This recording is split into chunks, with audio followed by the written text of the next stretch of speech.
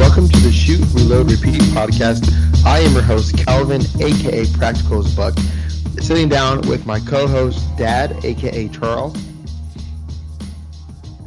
You want to Oh, and Shane Eld. And Shane. So we have a very special guest with us today, Shane Eld. He is bcmgunner on Instagram.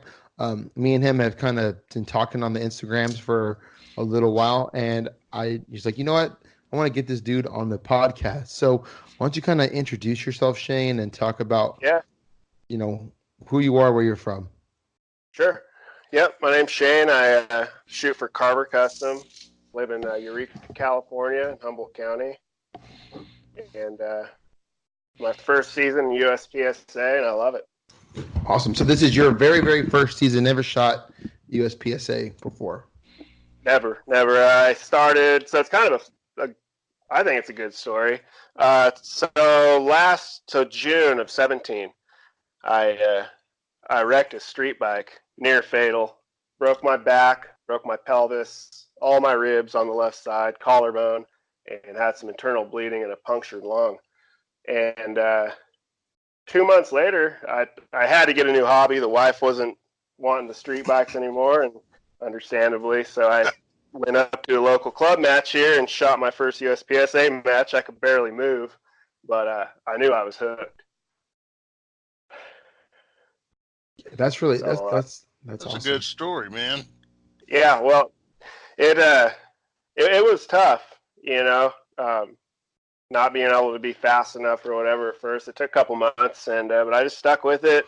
I have my own personal shooting range, so I'm able to go out and practice anytime I want. And it's been a good lifestyle change for sure. Some of the best people I've ever met are at these matches, and that's probably my favorite thing about this sport are the people. Yeah, that's true. I think that's very true. The people in USPSA, and I think really any shooting sports except for IDPA are really nice. Yeah, I'll agree with you on that one. So I guess we'll do our regular segment of what we did in guns. So I know it's only been a couple weeks since we posted our last episode. Charles and I have been very busy with our personal lives. We don't. The podcast doesn't pay the bills yet. So why don't you, Shane, since you're our guest, why don't you kind of talk about what you've done? Sure. Like I said, first season, USPSA. I was a high B initially in open, and I'm A class now. I was trying to make GM in my first year. That didn't happen. So the new goal is 18 months. I think I can pull it off. I started in limited, shooting a Glock 19, which is minor power factor, so not too smart, but I just wanted to kind of get my feet wet with what I had at the time. And, I don't know, 4, maybe 5 months into this last season, I contacted Carver Customs looking just for some information on open guns. And the thing that really grabbed my attention with them was Bobby Carver answered the phone. He's the owner of the business, and he answers all the phone calls and answers all the emails promptly. And that just shows a lot for their customer service. It's great. So I kind of started promoting for them via social media, and I ended up making their team, and I've been shooting for them, and I really like it. I love it. They're a great team of people, and it's been great. So I was going to ask you how you fell into a team this quick, but that's awesome. I don't know. That's a good question. I really wanted it. I truly believe in the Glock, and I don't mind being the redhead stepchild of the sport. I get crap for it all the time, and I love it. And I was told, don't run an open Glock. They'll never run, or they'll, break prematurely or whatever. I've got, between 65 and 70,000 rounds from this season on my open Glock 17. And I truly have only had probably 4 or 5 malfunctions, and they were all ammo related. So recently I switched to an open Glock 34, same reliability, durability, it's all there, and it shoots much flatter than the 17. I love it. I'll never represent another company. I'm really happy where I'm at right now. Awesome. Yeah, the open Glocks are like you kind of see some like I've seen some real janky ones at matches, like I guess ones that dudes have built. Like I went to this match in Houston and this guy was shooting like 40 out of his, but Yeah. his 40 loads were like freaking they were like super hot, but he was having a lot of um malfunctions with it. But I'm on and I've looked at the Carver Custom before because I think the dude followed me on Instagram and I've looked at some of his stuff on Instagram and it actually doesn't look like it doesn't look janky. It actually looks real nice. I'm No, going it's to the not at website all. now. And I mean, open guns look kind of crazy anyway. So Yeah, no, it's all about having high quality parts. Bobby Carver, he's been in business for over 20 years and doing it right for 20 years. Um, they have a huge manufacturing plant. They do guide rod sights, their mounts that they're notorious for, magwells. Um, it comes down to also putting in the time to tune the gun. You gotta put the time in the round count. I run a minimum of 2,000 malfunction free rounds before I put a gun into competition, and I haven't had any issues. I run it just as fast, if not faster, than a pretty high majority of them guys running 2011s. And I love those guns too, but the the I don't know, the weird stigma with running open Glock. I find it interesting. yeah, because It's not there. It's definitely the Indian. right, yeah, Yeah. I think I don't know the kind of open kind of interests me. I think it's cool because you can shoot a little faster and it kind of pushes the speed and the speed is something that I like. And I'm shooting carry optics now, so I don't know. Maybe I'll look into it. I'm not 100% sure. Well, you already have an optic, and if you like running dots, it's going to be very similar. But then you get the added benefit of a compensator. I run a 4-port Carver comp, and it shoots super flat. It's really cool. Awesome. Now, so I guess my question is, so this is your first season in USPSA, right?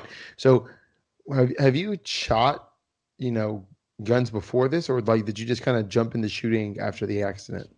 No. I've always been into guns. I've been like a self-taught gunsmith for probably, I don't know, 15 years. I started building custom 1911s from 80% kits, and just got a lot of experience doing that. And I like the mechanical aspect of guns. Always has since I was a kid. And I probably started shooting heavily, I'd say, I don't know, 5 years ago, 6 years ago. I'm talking more than 20,000 rounds a year through mostly rifle, AR-15s and AKs, just having fun at my shooting spot. And I got burnt out on just pulling the trigger, and I was always super obsessed with the speed aspect of it. So I always, practice shooting real fast and all that, but I didn't have anywhere to go from there. I had nowhere to apply any more skill. And, starting with competition and an actual discipline to direct your skills and attributes, it all came together for me when I started shooting USPSA. Yeah, I think Dad and I had the same exact experience, and I think now like people were like, you just want to go to the range, and I'm like, not really. Like I don't enjoy just standing and putting holes in paper. To me, it's kind of boring. Yeah. So A static target. yeah. Stand and engage is no fun. So I think that's good. Yeah. So I guess let's kind of talk about, and you've already kind of talked about your sponsor Carver Custom. So do you enjoy shooting open? Because you started, in limited, and dad still shoots limited. I started in limited. And it's kind of funny you started with a Glock 19 because most people start in limited with like a Glock 17 or a Yeah. Glock 34, and it's kind of funny that you started with a Glock Well, 19. I had a lot of experience behind it, and it was difficult to run at speed. But at that time, I was still recovering from the accident, so I wasn't really able to push super fast anyway. Um, I guess I just didn't know, I mean, you really don't know until you get into the sport. Yeah. What you should be shooting and this and that. And, but yeah, switching to open, kind of like what you just said a little bit ago about liking the speed, I do too. And I knew with an optic and a flatter shooting gun, I could go faster. And I just wanted to go fast, Yeah. And in some ways, I would say it's easier to make hits, but at the same time, it's more difficult because your competition is going smoking fast, but it was just a way to drive me further, in my skills and all that. And I'm always pushing to be better any way I can in practice and training and all that. And yeah, open's great. You should try it out. Yeah, I've kind of thought about it. The only bad thing about open is the price of entry is so high. Sure. Like, and I think the way you did it with through Carver Custom, I think with them, and I'm not knocking, I'm not knocking their work or anything, but I was looking at some of the kits, and a kit like the professional kit for the Glock 17 is what, like $800? Yep, $800 or so. And no, there's nothing wrong with that. It's a much cheaper option. A lot of people already own Glocks, so you want to jump into open, yeah, anywhere from $800 to $1,000 for that kit. If you want something changed or different, you could email Bobby and talk to him about it. But yeah, it's definitely cheap compared to. I was first looking at Atlas. Yeah, $4,000 or $5,000. Yeah, or 2011. Yeah, I was looking at Atlas Chaos, great looking gun, and it was $6,000. So yeah, that's probably a little more reason why I went with Carver Custom. I knew I could run a Glock, and I wanted to see why people hated them so much in open, and I'm still trying to figure that out to this day. I think people are just haters. I guess sometimes you get people, and you kind of see it in all the shooting. What do you call them, Dad? Gun snobs. Yes. And I understand, like, some guns are more competitive. Like if I shoot production, I probably need to shoot like a Tanfo or a CZ. Like that is, Sure. that is the gun.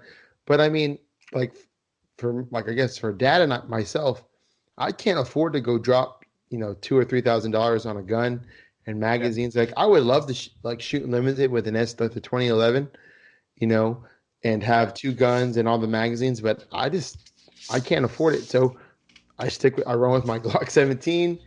It runs fine, knock on wood, and mags are cheap. So I think what you're doing is good, man, because I mean, you're going to have your haters, and maybe one day you'll win an area championship or a national championship with an open Glock, and people will kind of. Oh yeah, I'm counting on it. So what is your current? So you said you've only been shooting for a year. So what is your classification? I'm A right now. That's not.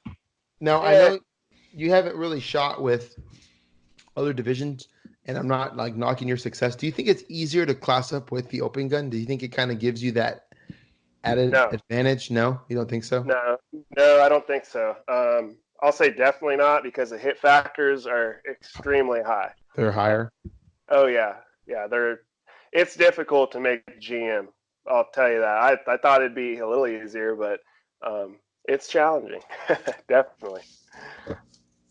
Awesome. Dad, do you have any questions?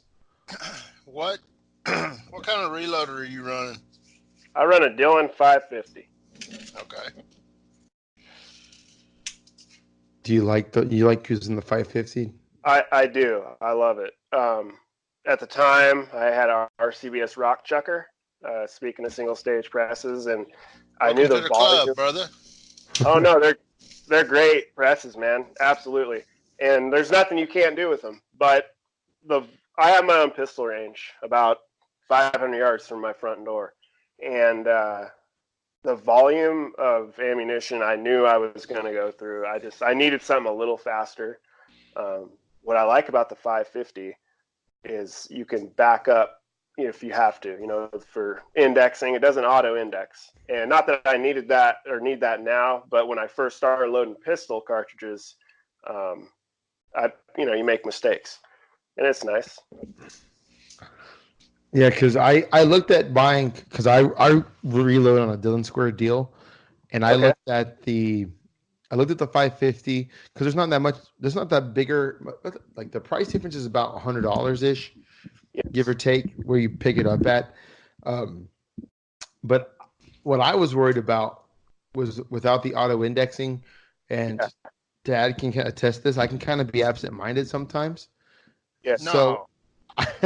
I would be afraid that I wouldn't I wouldn't index it, and I would get a double, you know. Well, it all depends what you're loading to. If you're loading major, you're gonna know you have a double charge because powder is gonna be all over the place. Right. You know, and I would say it's probably safer to load 9 major than it is to load 9 minor for that reason, especially because I mean one charge fills the case up Almost all the way. 7/8 of the way. Oh yeah, just about.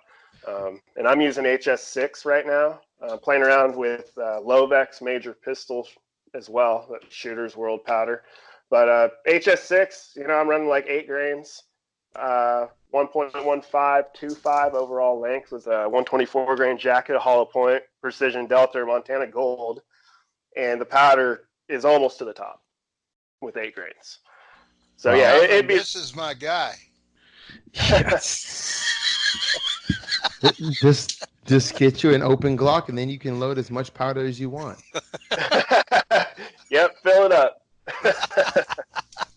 Yeah. It's a long story, Shane. I got a little overzealous with some powder.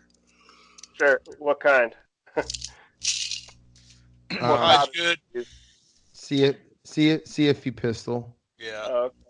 Okay. So he's basically running. So he was running like what, 6.5 grains. Yeah, but you got to remember, your uncle was loading 7.4s on him.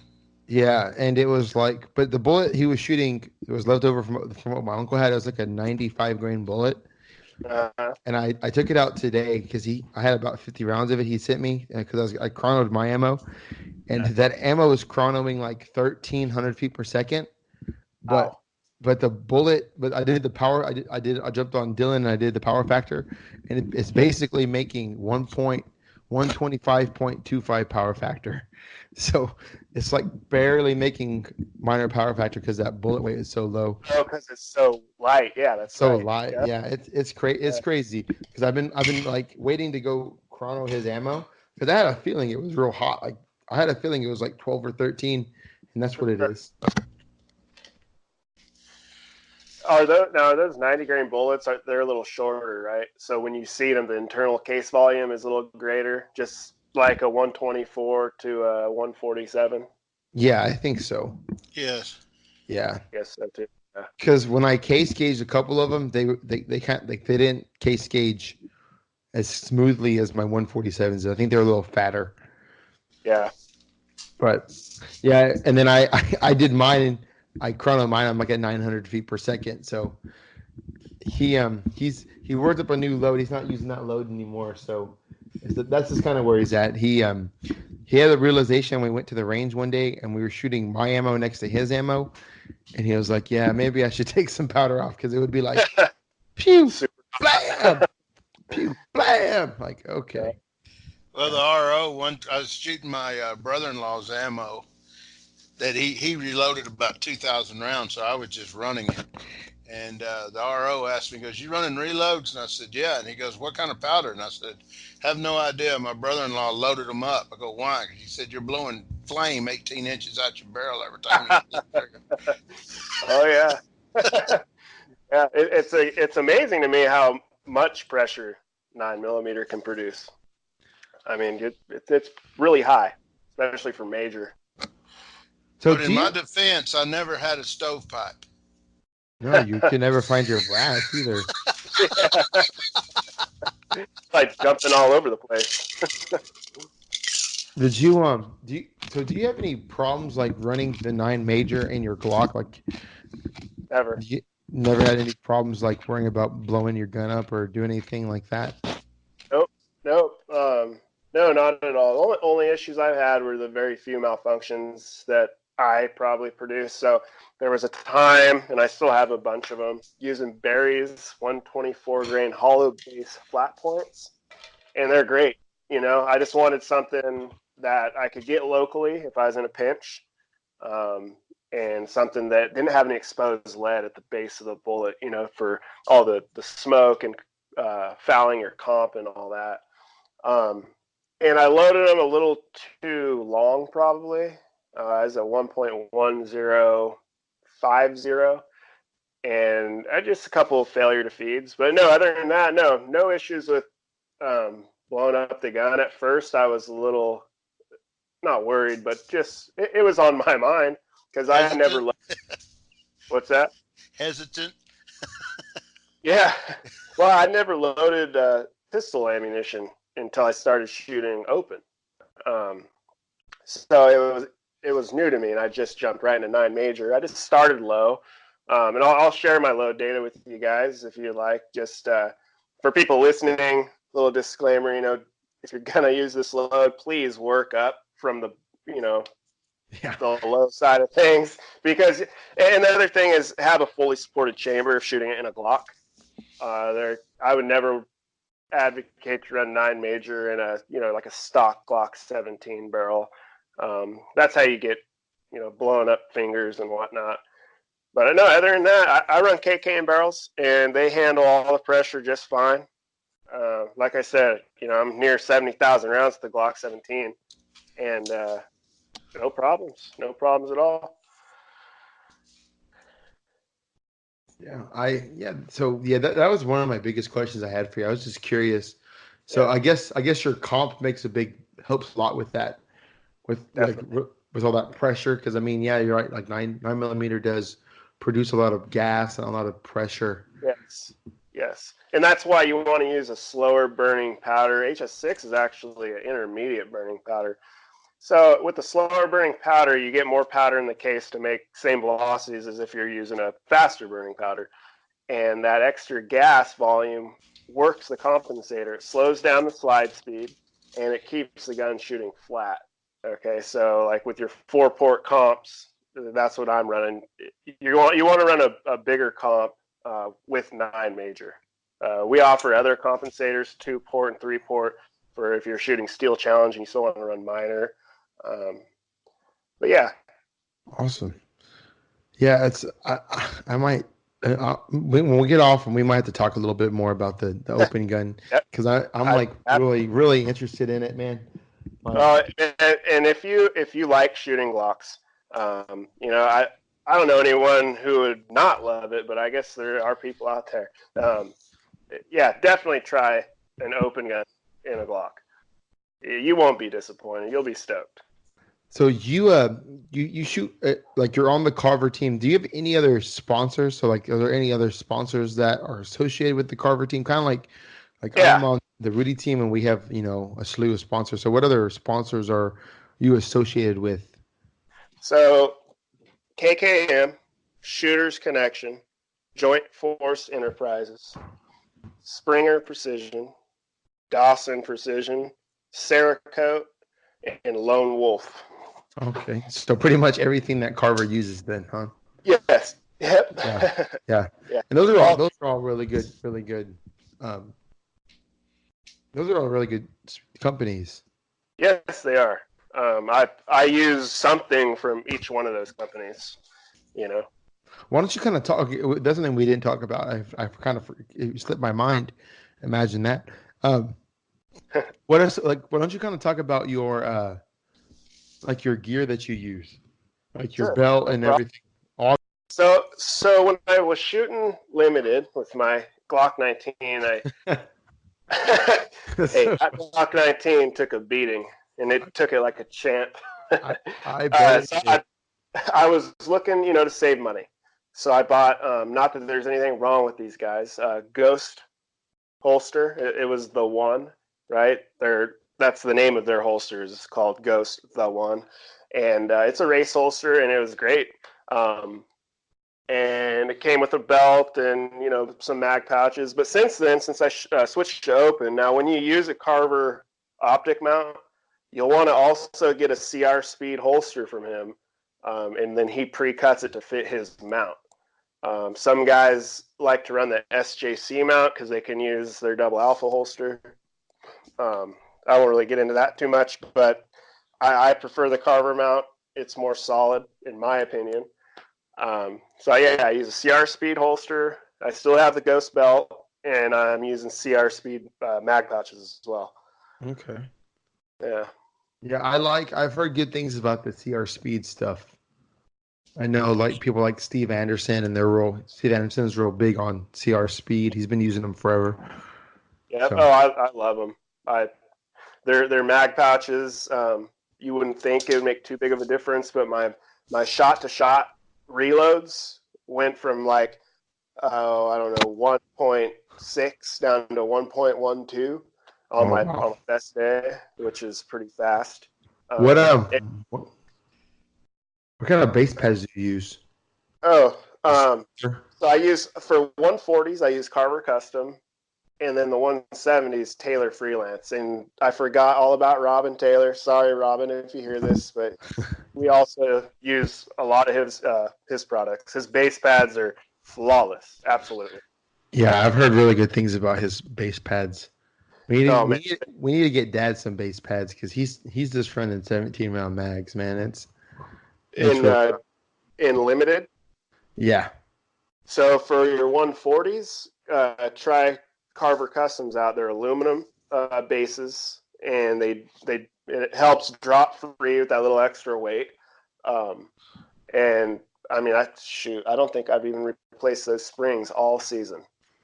Oh wow. Yeah. And I use them a lot. Awesome. So I guess let me take a look at our questions. Dad, do you have any questions? I kind of feel like Shane, what do you do for your real job?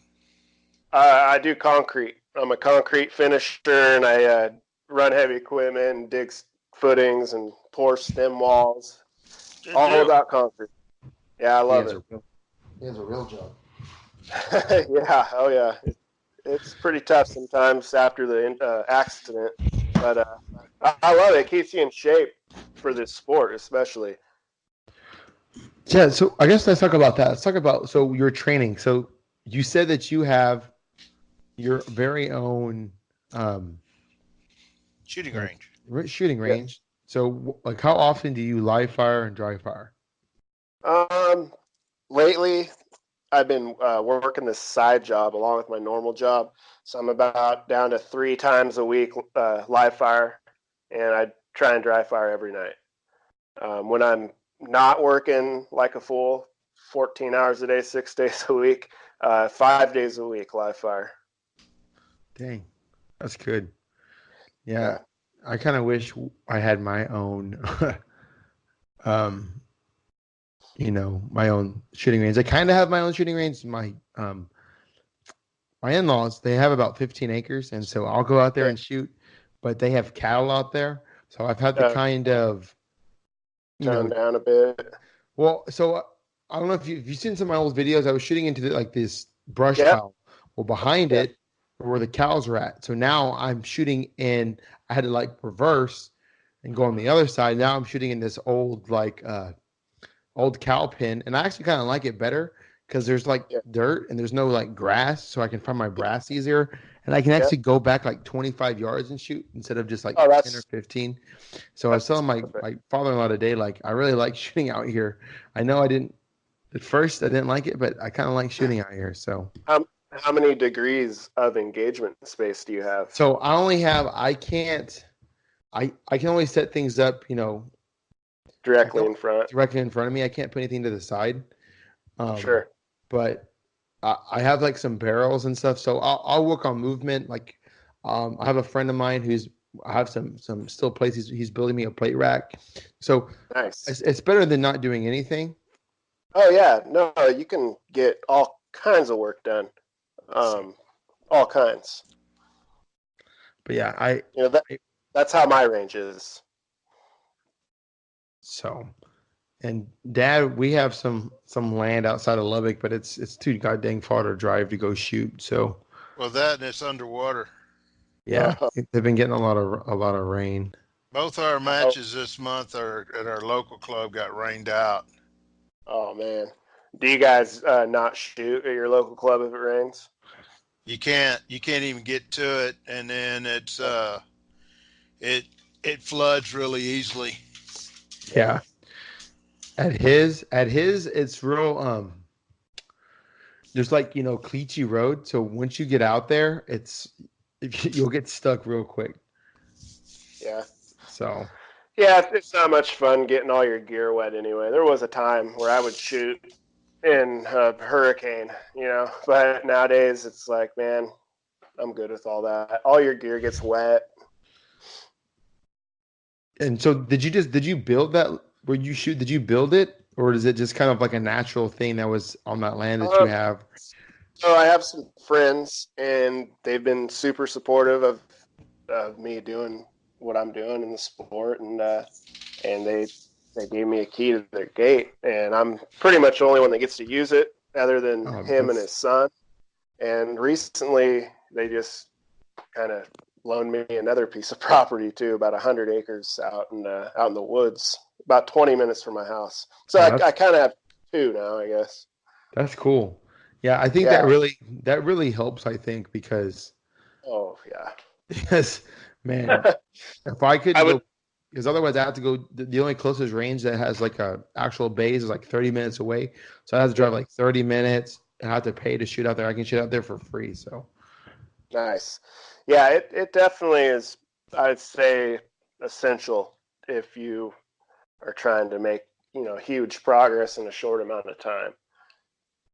so is there anything else that you would like to talk about? Because we're getting close to the end here. Is there anything that you would like to talk about that we didn't? I know we kind of hit some of our questions. Is there anything that you really wanted to talk about, or No, not really. I think we hit most all of it. so do you want to go ahead and plug your social media so that way people can connect with you and follow you? You post a lot, like you post way more than I do. So Wow. Yeah, thanks. Yeah, so it's at bcmgunner, bcmgunner on Instagram, and then I'm on Facebook too. It's Shane Eld. Shane Eld. All right. So people, y'all go follow him.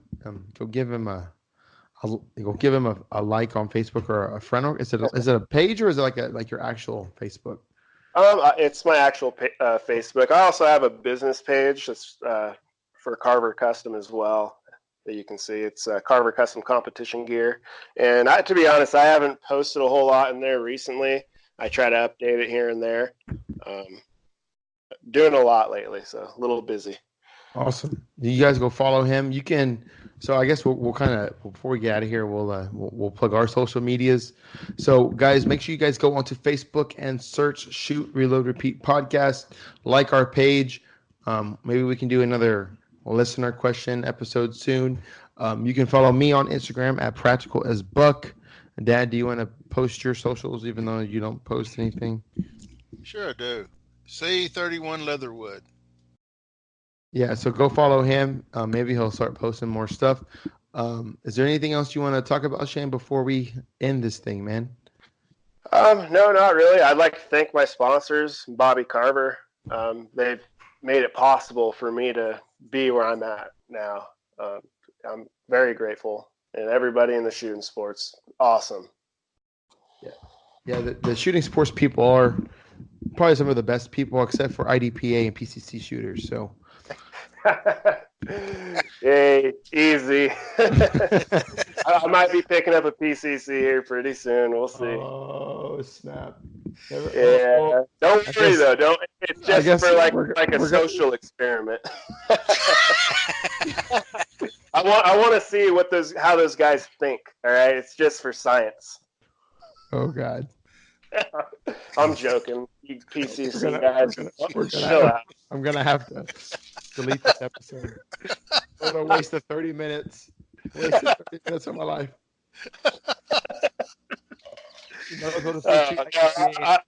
I love them guys. No, to be honest, I like having PCC in the sport. It's just more competition, and it's good, and it's also good for the sport. as a whole. There's guys out there that may not be as confident with a pistol, especially in terms of safety and running around, this and that. And it gives them an opportunity to get their feet wet and have fun. And it's a great sport, and it's a great lifestyle, and it's positive, full of great people. And so I don't mind them. We'll let them play. We have to get PCC some hate. I can't have an episode without some sort of PCC hatred. So, all right, guys. Well, thank you guys for listening. Shane, thanks for taking the time. I know it's a big time difference between us and you out there in California. So thanks for taking the time to be on here. Thanks for having me. And is there anything you would like to add there, co-host, before we jump out? Everybody be safe. Yeah, be safe, guys. Shoot fast and don't suck.